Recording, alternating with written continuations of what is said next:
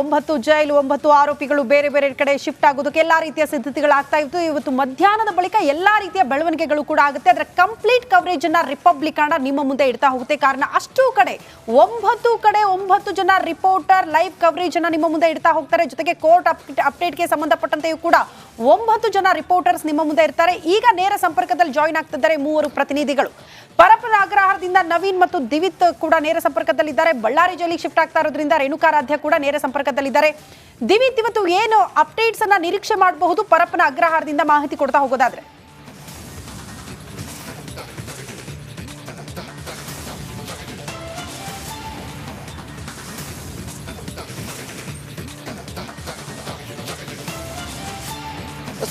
ಖಂಡಿತವಾಗ್ಲೂ ಶ್ರುತಿ, ಆ ಅಪ್ಡೇಟ್ಗಿಂತ ಮುಂಚಿತವಾಗಿ ಶೆಟ್ಟರ್ ಹೇಳ್ತಾ ಇದ್ರು ಅಭಿಮಾನಿಗಳೇ ಇವತ್ತು ದರ್ಶನ್ಗೆ ಈ ರೀತಿಯಾದಂಥ ಪರಿಸ್ಥಿತಿಯನ್ನು ತಂದಿಟ್ಟರು ಅಂತ. ಇದಕ್ಕೂ ಮುಂಚಿತವಾಗಿ ಹಲವಾರು ಇಂಟರ್ವ್ಯೂಗಳನ್ನು ನೀವು ಗಮನಿಸಿರ್ಬೋದು ದರ್ಶನ್ದು, ಅಥವಾ ಒಂದಷ್ಟು ವಿಚಾರಗಳು ವೈರಲ್ ಆಗೋದನ್ನು ಕೂಡ ಗಮನಿಸಿದ್ದೀರಿ. ದರ್ಶನ್ ಜೊತೆ ಇದ್ದವರೇ ಆತನಿಗೆ ಬೆನ್ನಿಗೆ ಚೂರಿ ಹಾಕ್ತಾರೆ ಅನ್ನುವಂಥ ಮಾತುಗಳನ್ನ ಕೇಳಿ ಬರ್ತಾ ಇದ್ವಿ. ಆದರೆ ನನ್ನ ಸೆಲೆಬ್ರಿಟೀಸ್ ಹಾಗಲ್ಲ ಅಂತ ಹೇಳ್ತಿದ್ದಂಥ ದರ್ಶನ್ ಸೆಲೆಬ್ರಿಟೀಸ್ ಇವತ್ತು ಆತನಿಗೆ ಕೆಡ್ಡ ತೋಡಿರೋದು ಒಂದು ರೀತಿಯಲ್ಲಿ ವಿಷಾದಕರ. ಇರಲಿ, ಇವತ್ತು 1ವರೆಗೆ ಕೋರ್ಟ್ ಇದೆ ಶ್ರುತಿ, 1ವರೆಗೆ ಕೋರ್ಟ್ ಇದೆ. ಇಲ್ಲಿ ಒಂದಷ್ಟು ಈಗಾಗಲೇ ಪ್ರೊಸೀಜರ್ಗಳು ಮುಗಿದಿದೆ. ಕೋರ್ಟ್ ಬಳಿಕ ಮತ್ತೆ 14 ದಿನಗಳ ನ್ಯಾಯಾಂಗ ಬಂಧನ ವಿಸ್ತರಣೆ ಆಗುವಂಥ ಸಾಧ್ಯತೆ ಇರೋದ್ರಿಂದ, ಜೊತೆಗೆ ಬಳ್ಳಾರಿ ಜೈಲಿಗೆ ಕಳಿಸುವ ವಿಚಾರವಾಗಿ ಮತ್ತಷ್ಟು ದಾಖಲೆಗಳನ್ನು ಪರಿಶೀಲನೆ ಮಾಡಬೇಕು. ಅಂತಂದರೆ ಈಗ ಇಲ್ಲಿ ಇದ್ದಂಥ ಸಂದರ್ಭದಲ್ಲಿ ಯಾವ ರೀತಿ ಇತ್ತು ಮತ್ತು ಅಲ್ಲಿ ಹೋದ್ಮೇಲೆ ಯಾವ ರೀತಿ ಇರಬೇಕು, ಏನೆಲ್ಲ ರೂಲ್ಸ್ ರೆಗ್ಯುಲೇಷನ್ ಸಂಬಂಧಪಟ್ಟಂತೆ ದಾಖಲೆಗಳನ್ನು ಪರಿಶೀಲನೆ ಮಾಡಿ ತದನಂತರ 1 ಸುಮಾರು 2 ಗಂಟೆಯ ಬಳಿಕ ಇಲ್ಲಿಂದ ಕಳಿಸಿಕೊಡಲಾಗುತ್ತೆ. ಇಲ್ಲಿ ಪರಪ್ಪನ ಅಗ್ರಹಾರ ಠಾಣೆಯ ನೇತೃತ್ವವನ್ನು ವಹಿಸಿರುವಂಥ ಇನ್ಸ್ಪೆಕ್ಟರ್ ಆದಂಥ ಸತೀಶ್ ಅವರ ನೇತೃತ್ವದಲ್ಲಿ, ಇವರು ಕೂಡ ದರ್ಶನ್ ತನಿಖಾ ತಂಡದಲ್ಲಿ ಇದ್ದಂಥವರು, ಇವರ ನೇತೃತ್ವದಲ್ಲಿ ಸಿಟಿ ಲಿಮಿಟ್ಸ್ವರೆಗೂ ಅಂದರೆ ಸಿಟಿ ದಾಟೋವರೆಗೂ ಅವ್ರನ್ನ ವಿಶೇಷ ಭದ್ರತೆಯ ಮೂಲಕ ಅವ್ರನ್ನ ಕಳಿಸಿಕೊಡಲಾಗುತ್ತೆ. ಒಂದು DR ತುಕಡಿಯನ್ನು ಕೂಡ ಇಲ್ಲಿಂದ ಕಳಿಸಿಕೊಡುವಂಥ ಸಾಧ್ಯತೆ ಇದೆ. ಸಿಟಿ ದಾಟಿದ ಬಳಿಕ ಯಾವ್ಯಾವ ಸ್ಟೇಷನ್ ಲಿಮಿಟ್ಸ್ ಎಲ್ಲೆಲ್ಲಿ ಯಾವ್ಯಾವ ಪ್ಲೇಸ್ನಲ್ಲಿ ಬರುತ್ತೆ ಅಲ್ಲಿನ ಠಾಣಾ ಇನ್ಸ್ಪೆಕ್ಟರ್ಗಳು ವಿಶೇಷ ಭದ್ರತೆಯ ಮೂಲಕ ಬಳ್ಳಾರಿಯ ಜೈಲಿನವರೆಗೂ ಕೂಡ ಕಳಿಸೋವರೆಗೂ ಕೂಡ ಅವರು ಈ ಒಂದು ಕೆಲಸವನ್ನು ಮಾಡ್ತಾರೆ. ಅಂತಂದರೆ ಸುಮಾರು 2 ಗಂಟೆಗೆ ಹೊರಟ್ರೆ ದರ್ಶನ್ ಅಲ್ಲಿಗೆ ರಾತ್ರಿ ಒಂದು 9 ರಿಂದ 10 ಗಂಟೆ ಒಳಗಾಗಿ ಆತ ಜೈಲನ್ನು ಮುಟ್ಟುವಂತೆ ಈಗ ಎಲ್ಲ ರೀತಿಯ ಸಿದ್ಧತೆಗಳನ್ನು ಕೂಡ ಮಾಡಿಕೊಂಡಿರುವಂಥದ್ದು. ಜೊತೆಗೆ ಬಳ್ಳಾರಿಯಲ್ಲೂ ಕೂಡ ಈಗ ವಿಶೇಷವಾದಂಥ ಸೆಲ್ಲನ್ನು ಈಗ ಸಿದ್ಧ ಮಾಡಿರುವಂಥದ್ದು. ಅಲ್ಲಿ ಯಾವುದೇ ರೀತಿ ಕಾನೂನು ಸುವ್ಯವಸ್ಥೆ ಹದಗೆಡದಂತೆ ಈಗಾಗಲೇ ಬ್ಯಾರಿಗೇಡ್ಗಳನ್ನು ನಿರ್ಮಿಸಿ ಅಭಿಮಾನಿಗಳು ಯಾವುದೇ ರೀತಿ ತೊಂದರೆ ಕೊಡೋದಂತಲೂ ಕೂಡ ಈಗಾಗಲೇ ಅಲ್ಲಿ ಕಟ್ಟೆಚ್ಚರವನ್ನು ಕೂಡ ವಹಿಸಲಾಗಿರುವಂಥದ್ದು. ಶ್ರುತಿ, ಸುಮಾರು 1:30 ಅಷ್ಟರೊಳಗೆ ಕೋರ್ಟ್ ವಿಚಾರಣೆ ಇವತ್ತೇನು 14 ದಿನ ಮುಗಿದಿದೆ, ಇದರ ವಿಚಾರಣೆ ಬಳಿಕ 14 ದಿನಗಳ ನ್ಯಾಯಾಂಗ ಬಂಧನದ ಬಳಿಕ ದರ್ಶನ್ರನ್ನ 2 ಗಂಟೆಗೆ ಇಲ್ಲಿಂದ ಕಳಿಸ್ಕೊಡಲಾಗುತ್ತೆ, ಶಿಫ್ಟ್ ಮಾಡಲಾಗುತ್ತೆ ಅನ್ನುವಂಥ ಮಾಹಿತಿ ರಿಪಬ್ಲಿಕ್ ಕನ್ನಡಕ್ಕೆ ಸದ್ಯಕ್ಕೆ ಲಭ್ಯ ಆಗಿರುವಂಥದ್ದು. ಶ್ರುತಿ, ಓಕೆ ದಿವಿತ್, ಹಾಗೆ ಸಂಪರ್ಕದಲ್ಲಿ ವಾಪಸ್ ಬರ್ತೀವಿ. ಮತ್ತೊಂದು ಕಡೆ ಬಳ್ಳಾರಿ ಕಡೆ ಹೋಗೋಣ. ನಮ್ಮ ಪ್ರತಿನಿಧಿ ರೇಣುಕಾರಾಧ್ಯ ಇದ್ದಾರೆ. ಬಳ್ಳಾರಿ ಜೈಲ್ ಬಗ್ಗೆ ರೇಣುಕಾರಾಧ್ಯ, ಎಷ್ಟು ಖ್ಯಾತಿ ಪಡೆದಿದೆಯೋ ಅಷ್ಟೇ ಕುಖ್ಯಾತಿಯನ್ನ ಕೂಡ ಪಡೆದಿದೆ ಅನ್ನುವಂತಹ ವಿಚಾರ ಮುನ್ನೆಲೆಗೆ ಬರ್ತಾ ಇದೆ. ಅದರ ಹಿಸ್ಟ್ರಿ ಜೊತೆಗೆ ಈಗ ನಟ ದರ್ಶನ್ ಬರ್ತಾರೆ ಅನ್ನೋ ಕಾರಣಕ್ಕೆ ಸಿದ್ಧತೆಗಳು ಯಾವ ರೀತಿ ಆಗ್ತಾ ಇದೆ? ಬೆಳಗಿಂದ ಗಮನಿಸ್ತಾ ಇದ್ವಿ, ಮತ್ತೆ ಹುಚ್ಚು ಅಭಿಮಾನಿಗಳು ನೆರೆದು ಬಿಟ್ಟಿದ್ದಾರೆ ಅವ್ರನ್ನ ನೋಡಬೇಕು ಅಂತ. ಅಲ್ಲಿನ ವಾಸ್ತವ ಪರಿಸ್ಥಿತಿಯ ಬಗ್ಗೆ ಎಕ್ಸ್ಪ್ಲೇನ್ ಮಾಡೋದಾದ್ರೆ?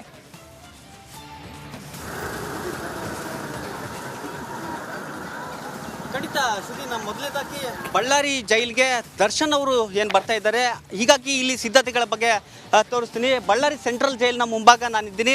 ಈಗಾಗಲೇ ಎಲ್ಲ ರೀತಿಯ ಸಿದ್ಧತೆಗಳನ್ನು, ಅಂತಿಮ ಹಂತದ ಸಿದ್ಧತೆಗಳನ್ನು ಮಾಡಿರ್ತಕ್ಕಂಥದ್ದು.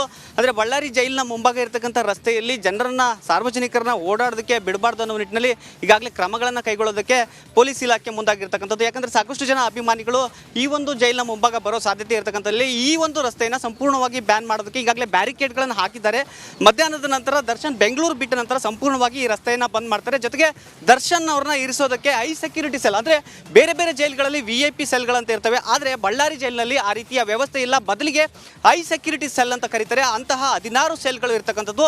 ಅದರಲ್ಲಿ ಒಂದು ಸೆಲ್ನಲ್ಲಿ ದರ್ಶನ್ ಅವ್ರನ್ನ ಇಡೋದಕ್ಕೆ ಈಗಾಗಲೇ ಎಲ್ಲ ವ್ಯವಸ್ಥೆ ಆಗಿರ್ತಕ್ಕಂಥದ್ದು. ಮಧ್ಯಾಹ್ನದ ನಂತರ ಬೆಂಗಳೂರನ್ನ ಬಿಟ್ಟ ಬಳಿಕ ಇನ್ನಷ್ಟು ಸಿಬ್ಬಂದಿಯನ್ನು ಇಲ್ಲಿ ನಿಯೋಜನೆ ಮಾಡ್ತಾರೆ. ಇದಿಷ್ಟು ಸದ್ಯದ ಅಪ್ಡೇಟ್. ಆದರೆ ಇನ್ನು ಬಳ್ಳಾರಿಯ ಜೈಲಿನ ಹಿಸ್ಟರಿಯನ್ನು ಕೇಳಿದರೆ ನಿಜಕ್ಕೂ ಎಲ್ಲರಿಗೂ ಕೂಡ ಎದೆ ಡವಡವ ಅನ್ನತ್ತೆ. ಯಾಕಂದರೆ ಸ್ವತಂತ್ರ ಪೂರ್ವದಲ್ಲಿ ಬಳ್ಳಾರಿ ಜೈಲ್ ಅಂದರೆ ಭಾರತೀಯರಿಗೆ ಒಂದು ರೀತಿಯಾಗಿ ಪ್ರಖ್ಯಾತಿ, ಅಂದರೆ ಹೆಮ್ಮೆಯ ವಿಚಾರವಾಗಿತ್ತು. ಯಾಕಂದರೆ ಸ್ವತಂತ್ರ ಹೋರಾಟಗಾರರು ಜೊತೆಗೆ ಯುದ್ಧ ಕೈದಿಗಳನ್ನು ಈ ಒಂದು ಜೈಲಿನಲ್ಲಿ ಇರಿಸ್ತಾ ಇದ್ರು. ಆ ಬಳಿಕ ಅಂದರೆ ಸ್ವತಂತ್ರದ ನಂತರ ಬಳ್ಳಾರಿ ಜೈಲು ಅಷ್ಟೇ ಕುಖ್ಯಾತಿಗೆ ಒಳಗಾಯಿತು. ಯಾಕಂದರೆ ದೊಡ್ಡ ದೊಡ್ಡ ಕ್ರಿಮಿನಲ್ಗಳು, ಟೆರರಿಸ್ಟ್ಗಳು ಇಂಥವ್ರನ್ನ ಕರೆದುಕೊಂಡು ಬಂದು ಈ ಜೈಲಿನಲ್ಲಿ ಇಡೋದಕ್ಕೆ ಸ್ಟಾರ್ಟ್ ಮಾಡಿದರು.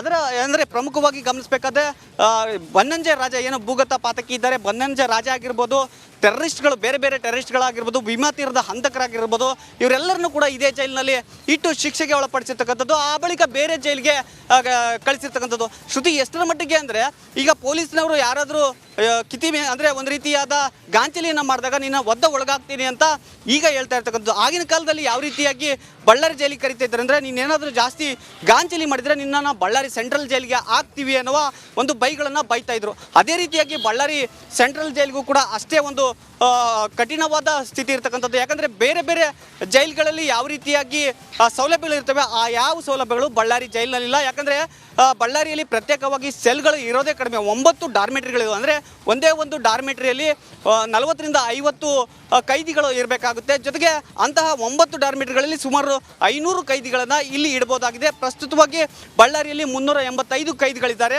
ಈಗ ದರ್ಶನ್ ಅವ್ರನ್ನ ಏನು ಹೈ ಸೆಕ್ಯೂರಿಟಿ ಸೆಲ್ಗೆ ಹಾಕ್ತಾರೆ ಅದಕ್ಕೂ ಇವರಿಗೂ ಸಂಬಂಧ ಇರೋದಿಲ್ಲ.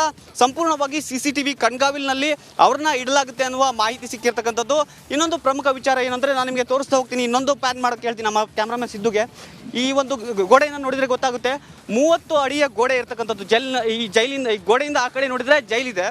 ಆ ಒಂದು ಗೋಡೆಯನ್ನು ಹತ್ತಿ ಬರೋದಕ್ಕೆ ಯಾರಿಗೂ ಕೂಡ ಸಾಧ್ಯವಿಲ್ಲ. ಮೇಲೆ ನೋಡ್ಬೋದು ನೀವು ಲೇಸರ್ ಟೆಕ್ನಾಲಜಿಯ ತಂತಿಗಳನ್ನು ಅಳವಡಿಸಿದ್ದಾರೆ. ಆ ತಂತಿಗಳನ್ನು ಕೇವಲ ತಂತಿಗಳಲ್ಲ, ಅದರಲ್ಲಿ ವಿದ್ಯುತ್ ಕೂಡ ಪಾಸ್ ಆಗುತ್ತೆ. ಯಾರಾದರೂ ಒಂದು ವೇಳೆ ಗೋಡೆಯನ್ನು ಹತ್ತೋದಕ್ಕೆ ಪ್ರಯತ್ನ ಪಟ್ಟರೆ ಸೈರನ್ ಬರುತ್ತೆ, ಇಮಿಡಿಯೇಟ್ ಆಗಿ ಅವ್ರನ್ನ ಕ್ಯಾಚ್ ಮಾಡ್ತಾರೆ. ಅದೇ ರೀತಿ CCTVಗಳು ಇದೇ ರೀತಿಯಾದ 85 CCTVಗಳು ಈ ಒಂದು ಜೈಲಿನಲ್ಲಿ ಇರ್ತಕ್ಕಂಥದ್ದು. ಹೀಗಾಗಿ ಸಂಪೂರ್ಣವಾಗಿ ಕಠಿಣ ಪ್ರಕರಣಗಳನ್ನು ಮಾತ್ರ ಇಲ್ಲಿಗೆ ಕಳಿಸ್ತಾರೆ. ಬೇರೆ ಬೇರೆ ಜೈಲುಗಳಿಗಿಂತಲೂ ಬಳ್ಳಾರಿ ಜೈಲು ಅಂದರೆ ಸಾಕಷ್ಟು ಕುಖ್ಯಾತಿ ಪಡೆದಿದೆ. ಇಲ್ಲಿಗೆ ಬಂದರೆ ಒಂದು ರೀತಿಯಾದ ಕಠಿಣ ಶಿಕ್ಷೆ ಅಂತ ಹೇಳಿದ್ರೆ ತಪ್ಪಾಗಲಿಕ್ಕಿಲ್ಲ. ಶ್ರುತಿ ಓಕೆ ರೇಣುಕಾರಾಧ್ಯ, ಧನ್ಯವಾದಗಳು ತಮ್ಮೆಲ್ಲ ಮಾಹಿತಿಗೆ. ಎಂತ ಗೂಬೆ ಅಂತಂದ್ರೆ ಅದನ್ನ ರೆಕಾರ್ಡ್ ಮಾಡ್ಕೊಂಡ್ಬಿಟ್ಟಿದ್ದ. ಆಯ್ತು, ರೆಕಾರ್ಡ್ ಮಾಡ್ಕೊಂಡ ಇಟ್ಕೊಂಡ ಮಜಾ ಮಾಡ್ದ, ಬೇರೆ ವಿಚಾರ. ಇವನೇನ್ ಮಾಡ್ದ, ನೋಡ್ದ ನಾವ್ ಯಾರ ಜೊತೆ ಮಾತಾಡಿದ್ವಿ, ನೋಡ್ದ ಅಂತ ಊರು ತುಂಬಾ ಊರ್ ಬಾಗಿಲು ಮಾಡ್ದ. ಇನ್ನೊಬ್ಬ ಅವನಿಗಿಂತ ಡಬಲ್ ಅಂಧಾಭಿಮಾನಿ ಒಬ್ಬ ಇದ್ದಾನೆ ಸೋಷಿಯಲ್ ಮೀಡಿಯಾ. ಅಲ್ಲ, ಅವನ ಸ್ಟೇಟಸ್ ಹಾಕೊಂಡ್ಬಿಟ್ಟ. ಆ ಸ್ಟೇಟಸ್ ಹಾಕೋದನ್ನ ಇನ್ನೊಬ್ಬ ನೋಡ್ಕೊಂಡ್ಬಿಟ್ಟ. ಅವನು ಅದನ್ನ ತೆಗೆದುಬಿಟ್ಟು ಯಾರಿಗೂ ಕಳಿಸ್ಬಿಟ್ಟ. ಅದು ಪೊಲೀಸ್ಗೂ ಬಂತು, ಮೀಡಿಯಾಗೆ ಬಂತು. ಈಗ ಹೇಳಿ, ವೇಲು ಫೋಟೋ ತೆಗೆಯದೇ ಇದ್ದಿದ್ರೆ ಇದು ಹೊರಗೆ ಬರ್ತಾ ಇತ್ತಾ? ವೇಲು ಯಾರು? ದರ್ಶನ ಅಭಿಮಾನಿ ಅಥವಾ ವಿಲ್ಸನ್ ಗಾರ್ಡನ್ ನಾಗನ ಬಲಗೈ ಬಂಟ? ಅವನು ಅದನ್ನು ಹೆಂಡತಿ ಕಳಿಸ್ದ, ಊರು ಬಾಗ್ಲಾಯ್ತು. ಆ ನಂತರ ಸತ್ಯ ಯಾರು? ಇದೇ ದರ್ಶನ ಅಭಿಮಾನಿ. ಸತ್ಯ ರೆಕಾರ್ಡ್ ಮಾಡಿಕೊಳ್ಳದೇ ಇದ್ದಿದ್ರೆ ಅಥವಾ ಅವನೇ ಇಟ್ಕೊಂಡಿದ್ರೆ ಏನೂ ಆಗ್ತಾ ಇರಲಿಲ್ಲ. ಹಾಗಾಗಿ ವಿಡಿಯೋ ಮತ್ತು ಫೋಟೋ ರಿಲೀಸ್ ಮಾಡಿದ್ದು ದರ್ಶನ ಅಭಿಮಾನಿಗಳೇ. ದರ್ಶನ ಅಭಿಮಾನಿಗಳು ಅದಕ್ಕೆ ಕೇಳೋದು, ಅಭಿಮಾನಿಗಳಾಗ್ರಪ್ಪ, ಅಂಧಾಭಿಮಾನಿಗಳಾಗಬೇಡಿ. ಇವತ್ತು ದರ್ಶನ್ಗೆ ತಂದಿಟ್ಟಿದ್ದು ನೀವೇ. ಇವತ್ತು ದರ್ಶನ್ಗೆ 2 FIR ಮತ್ತೆ ಹಾಕಿದ್ದು ನೀವೇ. ಇವತ್ತು A1 ಉಳಿದೆರಡರಲ್ಲಿ ಆಗಿದ್ದು ನೀವೇ ಮಾಡಿಸಿದ್ದು. ಇವತ್ತು ಛಿದ್ರ ಆಗಿದ್ದು ಕೂಡ ನೀವೇ ಫೋಟೋ ಕಳಿಸಿದ ಕಾರಣಕ್ಕಾಗಿ. ಅದಕ್ಕೆ ಹೇಳೋದು ಅಂಧಾಭಿಮಾನಿಗಳು. ಅಭಿಮಾನಿಗಳಾಗಿದ್ದವರು ಎದೆಯಲ್ಲಿ ಪೂಜಿಸ್ತಾರೆ. ನಿಮಗೆ ಅಲ್ಲಿ ಏನು ದರ್ಶನ್ಗೆ ಒಳ್ಳೇದಾಗಬೇಕು ಅಂತಲ್ಲ, ದರ್ಶನ್ ಕಾರಣಕ್ಕಾಗಿ ನೀವು ಪೋಸ್ ಹೊಡಿಬೇಕು. ಅದಕ್ಕಾಗಿ ಊರು ತುಂಬ ಊರು ಬಾಗಿಲು ಮಾಡಿದ್ರಿ ನೀವು.